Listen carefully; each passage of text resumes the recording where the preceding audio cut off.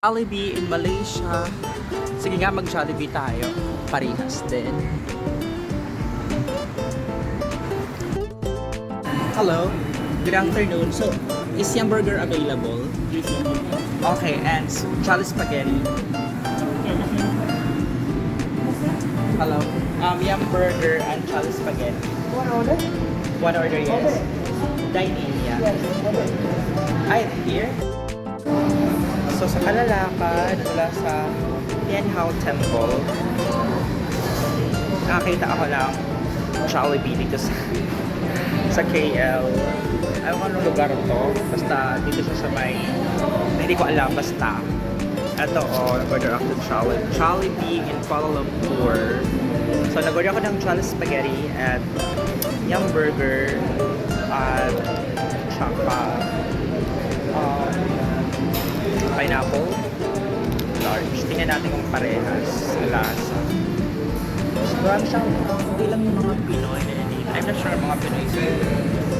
Here it is. Yung ano. Hindi sure. Hindi lang yung ano. Hindi lang yung kumakain.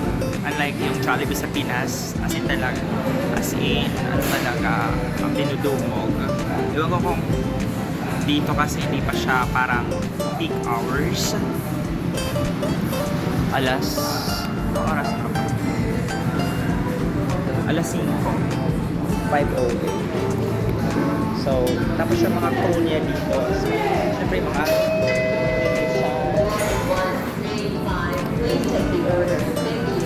okay, ang order ko na yan for 135.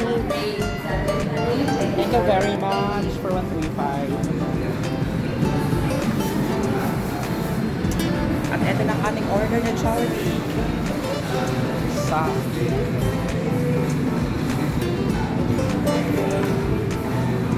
okay, ito yung Jolly Spaghetti. Jolly Spaghetti. At saka yung Yum Burger. At saka yung Mexican Parehas. Taste natin.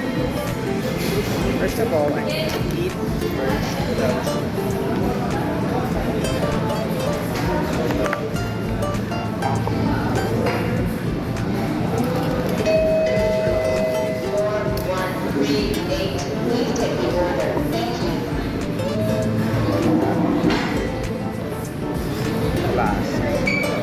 Parang iba yung kulay niya ha.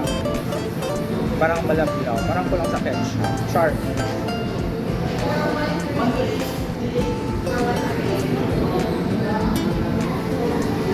Okay, tingnan natin.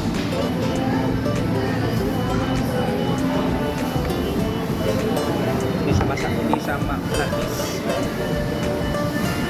matamis, besh. Kulang siya ng tamis. Kulang siya ng asukal. Ate, kulang siya ng asukal. Sorry.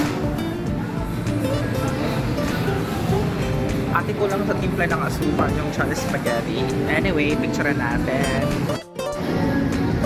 So, yung spaghetti mga besh, naubos ko siya. Pero hindi siya kasing lasa ng spaghetti. I think kulang siya ng asukal. Medyo maasin-asin siya kung ng asukal.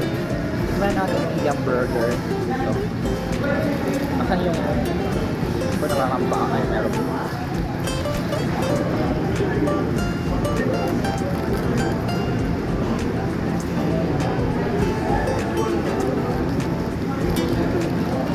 Hindi siya mas malasa.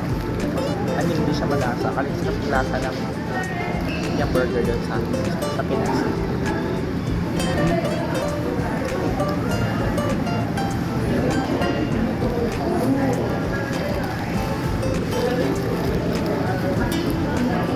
Ay, parang parehas. O, parehas din.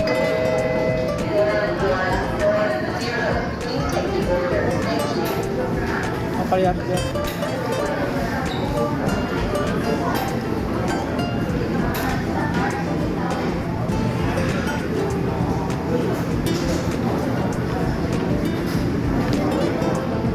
Okay. Parehas yung burger.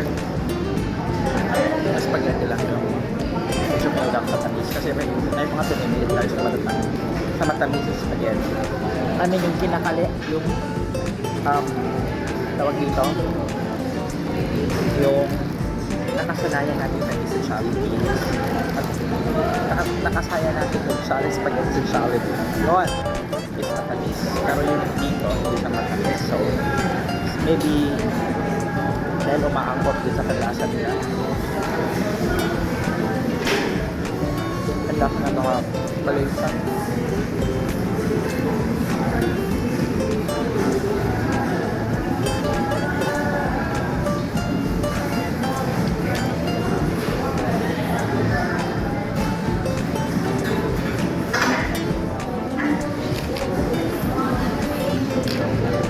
Binayaran natin is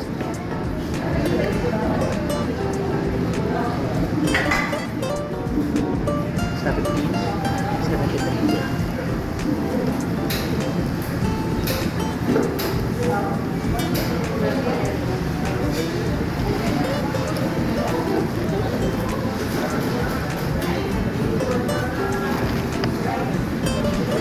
So yun, masarap yung kanila yung burger, yung spaghetti is siguro mga out of 10 I'm gonna give it like 6.